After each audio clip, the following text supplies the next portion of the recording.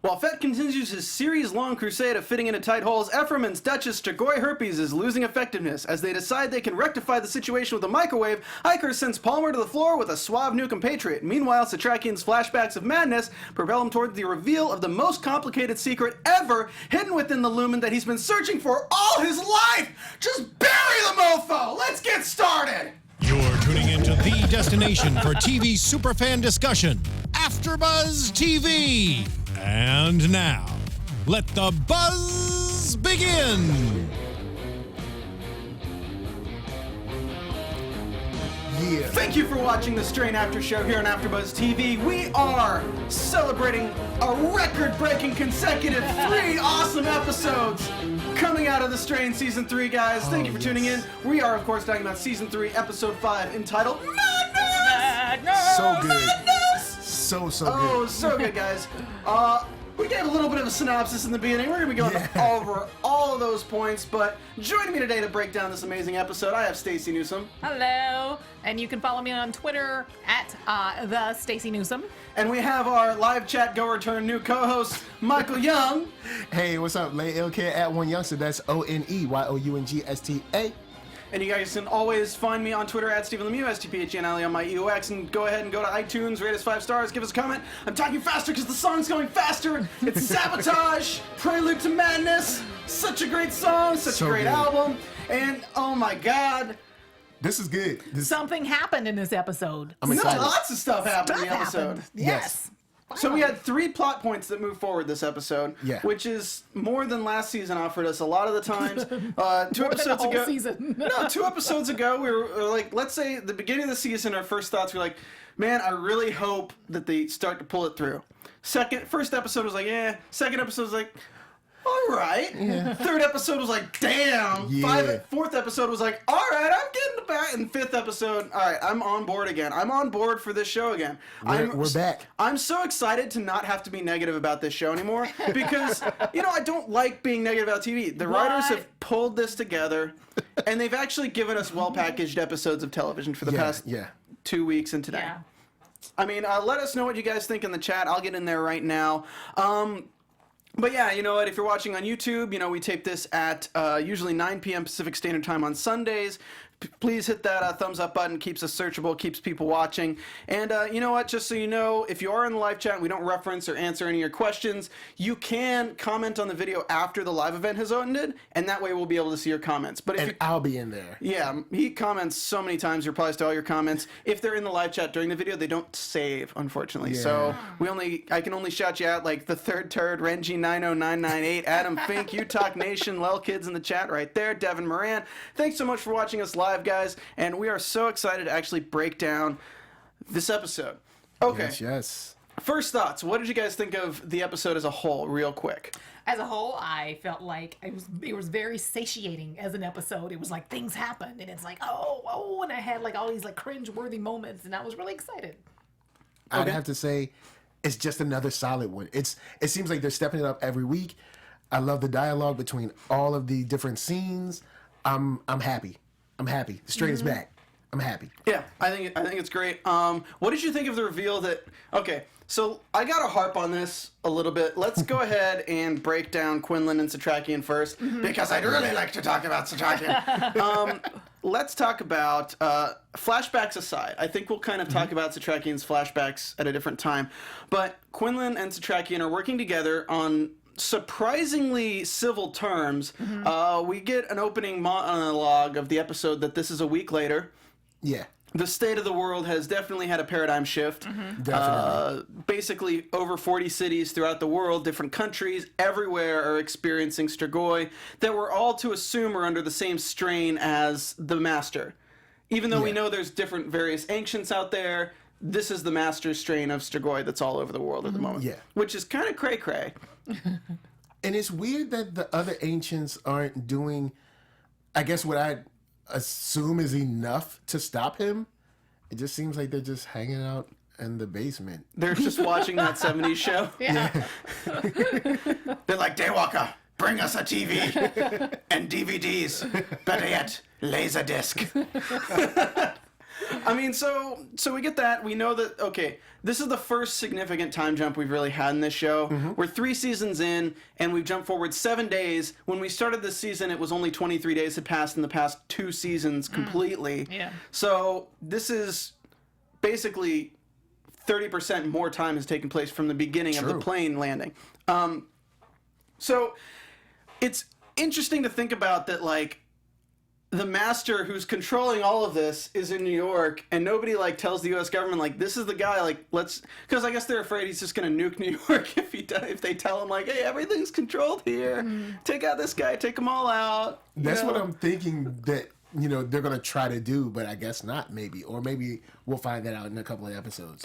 What did you think of just seeing across the world how people are dealing with it and how they used the B-roll from, like, various accidents throughout the world? It was very impactful. It, like, reminds you that this world is beyond, like, Manhattan. It's like, this is everywhere, and, like, life is just stopped everywhere, like, nobody's getting up and going to work in the morning. It's like, it gives you the scope, and I liked that. It was scary. And you can also see that it seems like nobody really has a handle on how to stop this. Like, nobody really knows what to do. Yeah. And it makes me think, like, okay, what if we had, like, something, like, catastrophic like that happen for real? Like, what if Ebola became, like, out of control like that? And people were just, like, bleeding from the eyes everywhere. And it was just taking everybody out in every city. Like, that's really scary to think about. It is, especially when it's something that's so transferable that if you get one worm on you, die. Even if you throw one in basically the equivalent of a leaf chipper and get showered with them, somehow you don't. We'll get into that soon. Yes, please. But I think it's really interesting how we've seen the evolution of the Strigoi, and I'd like to make a prediction really quick that the Master's plan, instead of just taking over the world, is more of... Here's my question. At what point of evolution does a Strigoi that's formed from the Master form its own red worm? See, because right now we're seeing them become more intelligent. We're introduced to this Nazi character who is a specialized form of Strigoi, who is civilized, had the makeup on, knew how to do it himself. Obviously, wasn't being controlled all the time by the Master at that point, or even he was kind of like an I-Course or something like that. He was like an I-Course, but he wasn't working so closely with the Master. So it's very interesting that he was able to retain himself to the point that he was acting slightly on his own. To how much time can pass before do those Strigoi evolve into a Master? Are we seeing the creation of a new realm of ancients? Because I mean, how did the original ancients become as numerous as they were? Wouldn't you think that there's just one main vampire and not like 7 or 8? It's a good point. There's a good point. It does make you wonder, like, how, I guess, maybe diluted can the Master make his strain before it, like you said, cuts off into another branch or something like that. That's what I think is really interesting about the brain thing that they showed us. They showed us the worms in the brain, and it's cool to think that they operated on a Strigoi that wasn't really intelligent, I would say. What would the brain of the Nazi have looked like? Would have had a small red worm in it. At some point, do they lose the influence of the Master and become free thinking as the new organism as opposed to the Master's organism? I don't know. I think it'd be really cool to explore that, because then I think there'd be a lot more room for further seasons. But all right, back to Setrakian and Quinlan. 7 days have passed, and Setrakian is a little bit more civil with Quinlan. He still doesn't trust him too much, but I feel like after the conversation of, like, look, we're looking at photocopies of the Lumen because you don't trust me, and we're probably missing out on something. Yeah. Because this guy is literally saying that he found a way to get rid of an ancient, and we don't have any clues. At all. Yeah. So they think of the way it could have been, like, okay, they can't read it because it's silver bound, but then they just have Setrakian or a human read it for them. So what's the other thing? Okay, bring it into the daylight. So Setrakian goes in the daylight and finds out, okay, they lined a casket with silver and then wrapped it in lead. And then buried the mofo. They were serious about that. They wanted him gone. Casket. Little bit. Like, they really wanted him gone. Like, lead and then silver lined and all that. They they really wanted him gone. These are vampires, right? Why don't you just throw some garlic in there too while they're at it? Garlic and Well, crosses? I guess in this lore, like crosses and garlic really don't do anything to him. I guess because we haven't seen those be effective. I don't think. I think garlic may be an irritant, just like other things. Yeah. We know crosses haven't really had an effect, but we do also know that the mirror thing is kind of true in a way, right? Yeah. Like they flicker, they flicker in the mirror. Yeah, because I think we saw that in season 1, I believe. But I'm sure the chat will like. No, the pawn shop. There's a mirror on the door, and Icorus walks in. And yeah, shows and him it was flickering. like, yeah. So they haven't played it up too much this season, but I mean that is a thing. My question is, why is this like the big secret? Like, some Egyptian dude finds out 2,000 years ago that he can line a casket with lead and silver, bury the mofo, and be done with it. And they create this, and they put it in the book of all of the knowledge on the Strigoi, and it seems like that would be like the very first page, and it wouldn't even matter whether the Strigoi knew or not, that humans knew, because you could just put it on the line. Hey, guys... www.howtokillAstrigoi.com has you can chop its head off, kill the red worm, or bury the mofo in silver and lead. Well, you know how those Egyptians are. They like to make everything cryptic with their paintings and their wall art and everything. Yeah, I will say they're not extremely literal. And maybe when they first created the book, because I don't know who, I guess, originally created the book, but maybe they thought, hey, this book, people will always be able to refer back to this. Maybe they didn't expect it to be like this thing that was stolen and sold and then kept on the black market and hidden and I just think it's funny in a way. It's like poetically funny in a way that these 7 apparently all-powerful beings hidden underground are like hiding and want the book to prevent humanity from discovering the way to kill them, which is literally just to bury them in a box. Like, there's just something that's kind of funny about that. Yeah, it's like, how do you stop us? Oh, we just put you in a box and just bury you. And then, like, because he said that the lead or whatever stops him from being able to communicate with the other Strigoi. So I guess, you're able to stop the communication, which they definitely want to do. And then I guess after that, they're kind of like just aimless and then they're easy to pick off after that. So... yeah, I'm guessing that's how they buried the plague. Yeah, they bury the master, all the communications cut off, the central nervous system's cut off with the red worm, and then they can just take them out when they're... Yeah, so, one by one or whatever. I kind of see us using this radio wave gun on the master to disrupt him. Because you notice that the small ones recovered quickly, but you never know, will the master recover quickly? The master may, because he's the main computer... Like, imagine like a supercomputer connected to 12 auxiliaries.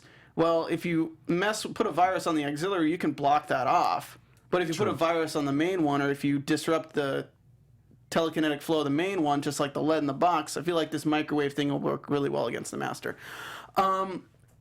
Also, what was I going to say? Oh, damn, I just lost my train of thought. I'm sorry, guys. Talking about either Setrakian and Quinn, or did you want to go to Fett with the underground crawling in the crazy, tunnels by himself? Yeah, he's got his own form of madness going on. He's like just I would not have gone by myself. I know, he seems to enjoy that just for sport. It seems like he's tagging these things by himself, and it's like he's just risking his life unnecessarily. Yeah, he could use a secondary to help him out. Oh yeah, I was gonna make a joke. That's what I forgot. I was going to say, luckily, there's no Strigoi in Boston because they're really good at burying people in lead and silver. Oh, man. Hey, mobs, the mob, come on. Yeah, you got to do what you got to do. But yeah, let's talk about Fett getting into tight places. I mean, it's a play on words for him having the most sexual intercourse in the series, but also, at the same time... He's also the person who climbed in that hole back in season 2 and didn't get any worms or anything on him. And I super didn't think he'd be able to fit in there, but it worked. And then this one, he goes down, he tags them, follows them in, and he's like, hello. He's like, oh, great. We got Strigoi hipsters. Damn Bolivar mofo. So he finds the hole. He learns that they've been basically digging out these holes. Yeah. And I'm thinking, okay, so he's gonna like try to put down something into the hole to see where it goes. No, the next scene we see this big You're just like He's just like, crawling I can get through here. I can do this. through.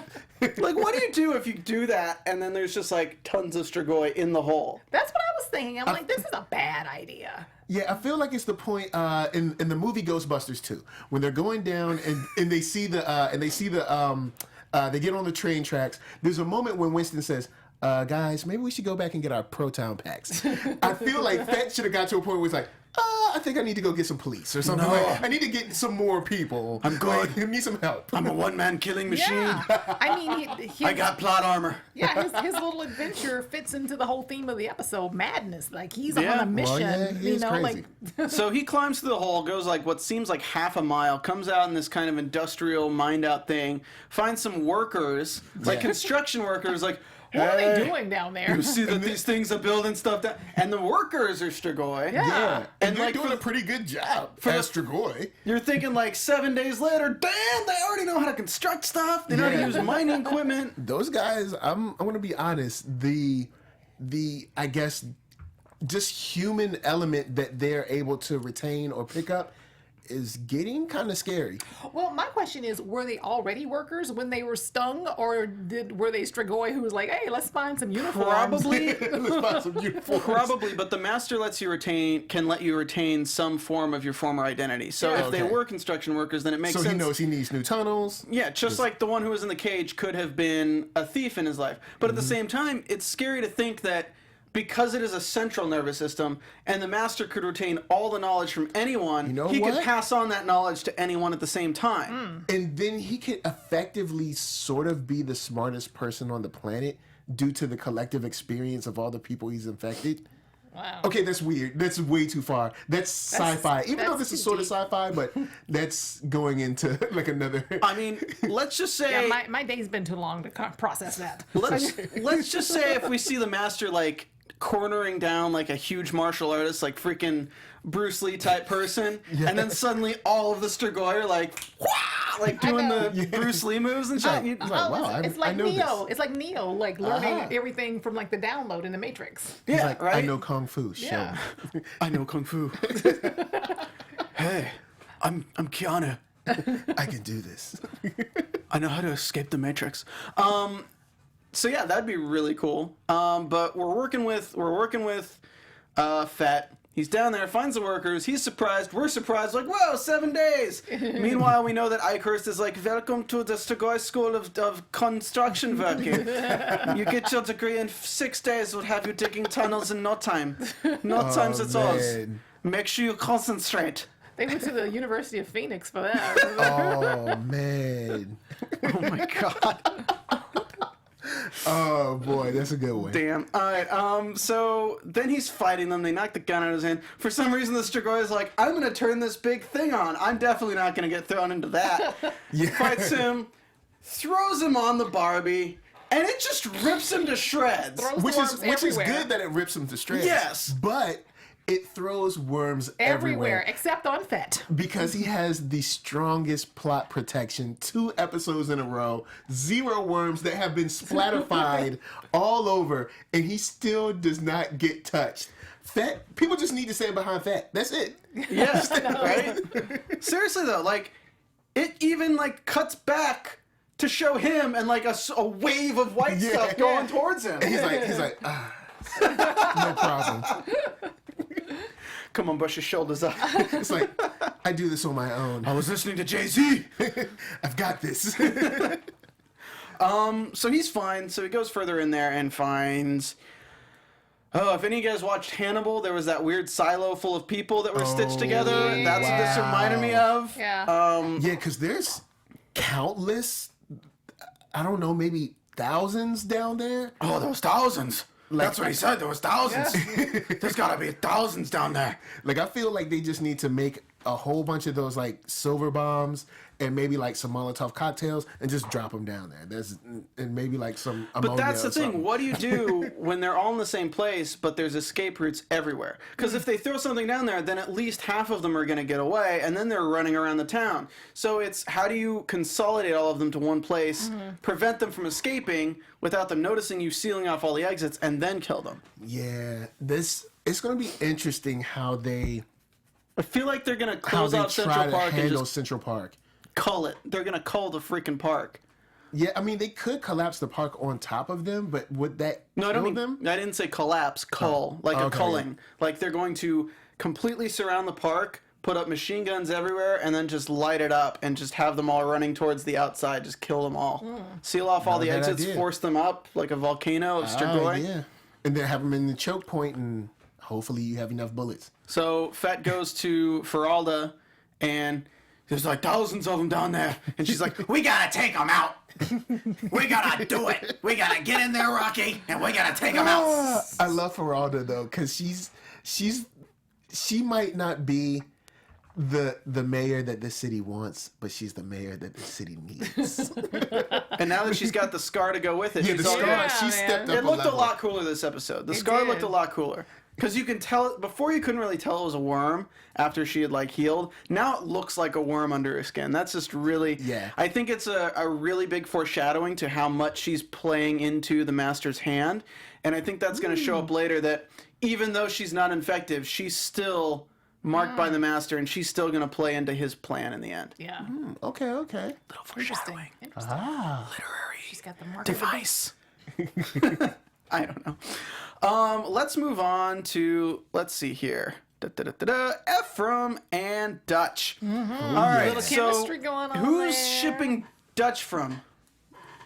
I mean, I guess F I'm Dutch, down with whatever it. you wanna call it. I mean, I feel like that's Fett's girl, but I mean, it seems like they've moved on. So F was getting nosy. He's like feeling it out. Like, so what's going on with you and Fett? Next You guys week, still- we'll be doing the cover of Jesse's girl, Vasily's girl. I wish I had Vasily's girl. It's gonna be good. Man. It's gonna be so good. You're gonna could be work. singing. It You're could gonna be work. singing the main locals. I'm not as good. Yeah, I could do that. I think I can. So yeah, they're like trying to figure out. They're like, oh man, this is like less than a case of herpes, and F's like, yep. So it went from like WMD to less than herpes within a week. Now he's It's thinking, like does this the- girl have herpes? Maybe It's like the recovery system of goddamn Keith Richards up in here. Oh man. Seriously, he'll never die. I swear to God. So we're dealing with that, and they're like, "Oh my God, let's play with this gigantic ball of worms within their brain." And we learn a little bit about it. They're like, "This is the organism. It is this stinger attached to this and a central nervous system in the brain. But the brain is dead. But inside the brain, it is hidden this core Of worms. of and wormy goodness." That's like the energy source, I guess, for the I canceled my order of spaghetti meatballs. I'll be honest, I love this part of the episode, or this collection of the episode, because it shows us getting back to the science. Because remember, they were really deep into the science in the first season. Yeah. You know, kind of like cutting them apart. I'm the head of the CDC. The bald head of the CDC. But it was cool to see them kind of, you know, Corey stole the show. experimenting. Yeah. Oh. But it was cool to see them kind of, I guess, doing the lab work, doing experiments, you know, cutting apart, you know, beakers and, you know, Being different, smart, not you just know, an alcoholic. Yeah, and trying to figure them out. Well, this is what I noticed. Dutch is a badass when it comes to like killing them, right? But she seemed particularly squeamish at the worms tonight. It's like she Yeah, seemed well, I like- mean, she's fine killing them, but at the same time, like, you're not looking at a ball of worms that are like moving around and stuff. Like, it's kind of Yeah, like creepy. writhing. So she turns the microwave on, they writhe and stuff, and it's kind of weird, and they decide to test it, giving pain to one while the other one's sitting there. They use the device in the other one, and it actually works. But then they try it in a real scenario. Or like, okay, we'll put the blood here. We'll force him into the Raven experiment. The Raven experiment is where you basically have like 2 cubes that the Raven has to put into the beaker for the food to float up high enough that it can get it. Like crows and ravens are really smart birds. So they're basically treating it like that. Okay. They underestimate its intelligence. Instead of dragging the rod to get the blood, it prioritizes getting them by picking the lock. Yeah. And they don't just shoot it while it starts to pick the lock. They try to change the signal. Doesn't work. It gets out, and then he shoots it. Well, it looked like it worked for a second. yeah. Yeah. But I'm guessing, I don't know if the signal overrode the white noise or if the thirst overrode the white noise. I don't know which one it was, but it definitely, it worked for, I guess we could say about 30 seconds. So what we're clued into here is that the worms work on a frequency. Yeah. we're also clued into the fact that the worms can change the frequency they work at. It's like a radio. It's like tuning into the radio. So the Strigoi was on one frequency, and then to deal with the changes, it moved to another frequency. So hypothetically, the master could be operating on multiple frequencies for the extent of what their duties are. So you could have the really stupid ones on one frequency, the smarter ones on another, the construction workers could be on one, these could be on, you could have 100 different frequencies, and they blocked out one of them, so it just switched to another one. Yeah, go to channel 3. Channel 3. Channel 3. Camera 3. I'm on 4 now. Yeah. So, kind of interesting. I do, however, would love to see a web series of just Dutch and Ephraim doing science wasted as shit. Like, just totally wasted science with Ephraim and Dutch. Oh, man. Well, we don't Today have we're that. gonna make volcano. Drunk science. Let's just baking soda. We just have vodka. You know, we don't exactly have that, but big shout out to the web series. They do have Under Siege, The Strain Under Siege. It's on like the FX Facebook channel or whatever. Big shout out to Tracy Perez that's on that piece. You know, she's pretty cool. But I would love to see more science. Weird science. Yes. I like the science part intercut with kind of like the action that was going on. So Ephraim totally is oblivious to the advances of Dutch in this moment. One, she's drunk. He's a guy. drunk. Oh, he's They're a guy. both drunk. But she's kind of like, I guess we just have to take comfort and relax and have fun or something. And he's like, thinks she's being sarcastic, but like her face is saying like, let's have sex. Yeah. Dude, Like- I'm hitting on you. It's like, I'm trying to give you signals. Let's smash. Which, you know, we could be wrong. The writers could have written it a certain way that just comes off in that way. And no, Dutch was also drunk. There's So some chemistry there. He wouldn't be asking her about her ex-boyfriend if he was Yeah, the like... proximity you want is to get back helping. with Fett? Yeah, He doesn't want to step on his territory, you know? Bro code. Yeah, so he's trying to make sure that it's definitely over before he moves in. Plus, it's the post-apocalypse, man. It's like, look, the rules are different. It's not the same. In the post-apocalypse, it's a little different. You Yeah. know, you can just kind of, So you're saying that you're fine with Shane having sex with Lori while Rick was in the hospital? That's what you're saying. That's what you're saying. Post-apocalyptic bro code's gone. But they what I'm thought Rick saying was is, dead. I don't want to be in they were- apocalypse with Michael Young. They thought Rick was dead. They thought he was dead. Now, at the same They time, were on a break. That's not even dead. The Walking Dead break real quick. All right. Shane did step aside once Rick came back, but I think And then we all got knew. super rapey. Yeah, very, very rapey, very quick. All right, let's get But back to the strain. Yeah. It's like really quick. Hold on. Shane did step aside. Bro code. Bro code. So yeah, there was definitely a moment there that didn't go the way that audience was expected to, which is great because I don't think you need to rush that. I think if they're Yeah. gonna end up hooking up, like And they are. They it are. should be a drunken one night thing that like turns into like a weird thing, and then she can give her life for No. freaking It's gonna be stupid love. Zach, and then Ah.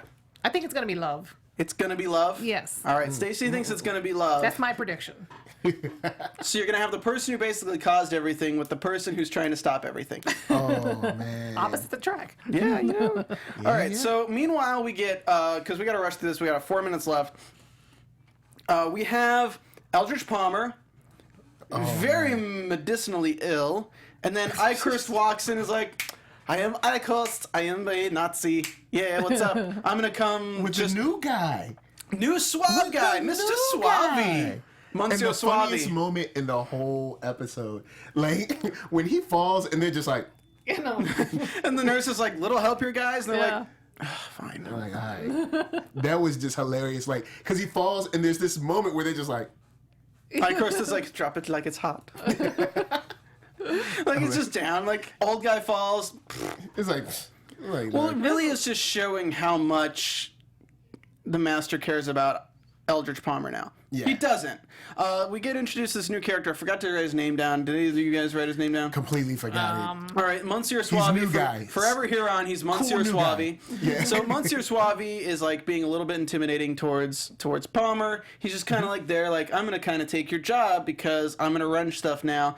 I think they're planning on putting Eldritch in like a chemical coma kind of thing and having this guy be the one speaking for him. Probably signing away the company's decision rights to this new guy who's on their team. I think this new guy is the temporary master possibly. Oh, the new one, the young one. Could be.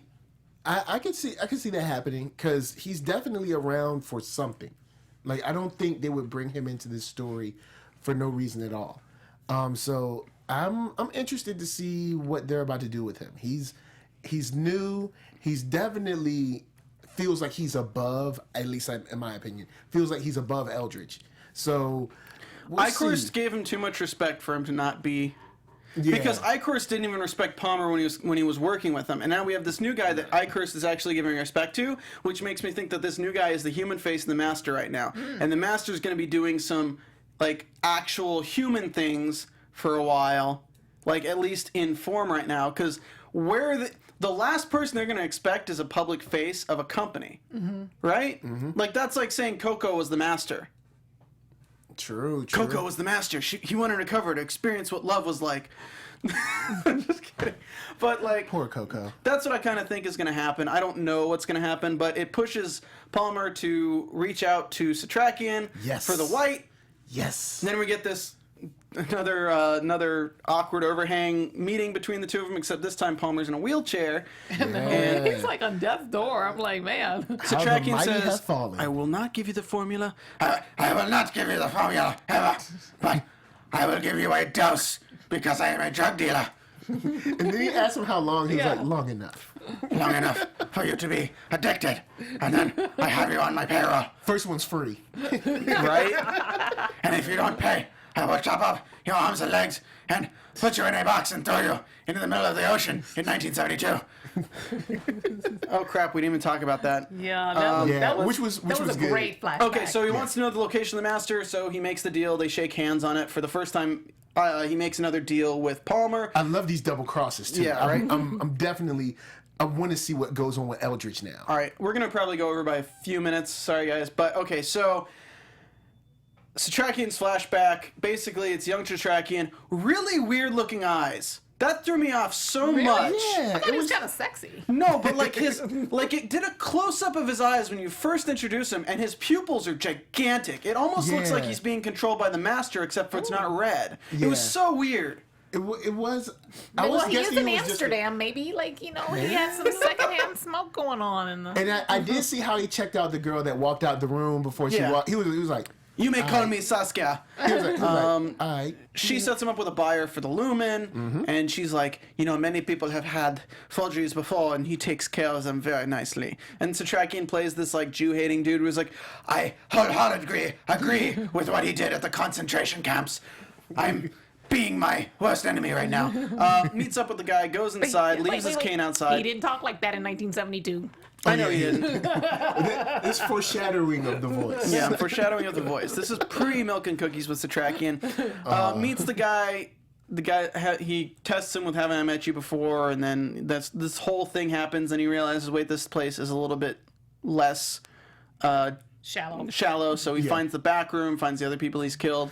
Was going to sit him in the sunlight, and then decides to go a little bit insane because this is a guy who used to run concentration camps. He's a really bad dude, really bad Nazi. Yeah. Sunlight's too good for you. Let me tie you in a box, cut off your legs and stuff, and throw you in. As opposed to the good Nazis.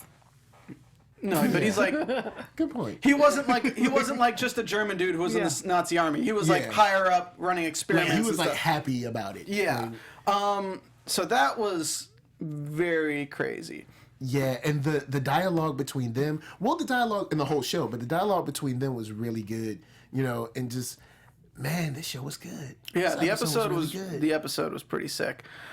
There was one other part that I really wanted to bring up, which was just a quick scene, which was, who are the two people who were together that were watching each other's backs fighting? On this episode. On this episode, watching each other's backs fighting? What scene?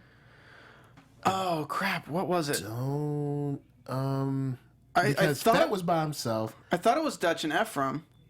No. Oh, yeah. It was Dutch and Ephraim. When they went to get the first, when they were playing chess. Yeah. So, Fett was cool because he was just stapling trackers to their head, not even caring about it. That was great. But when Dutch and Ephraim were playing chess, and this was such an interesting scene, is because the first thing we talked about was the voiceover at the beginning where it's like 7 days and like the game has changed and stuff like that.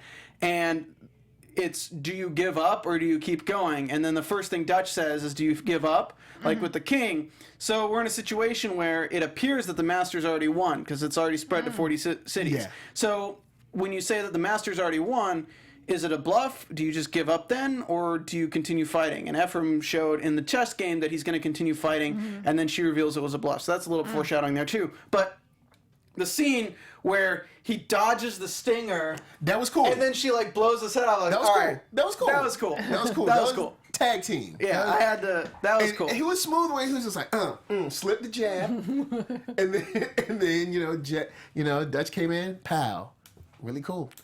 All right, guys, that's the episode. Yeah, that's it. We gave a little bit of predictions already. We don't have time, unfortunately. Another show cut into our time, so we only get to have like a 40-minute show. But guys, thank you so much for watching the after show. Excuse me, for The Strain Season 3, Episode 5, entitled Madness. I'm sure we'll be back next week to see what kind of holes Fett can get himself into. He can get my hole.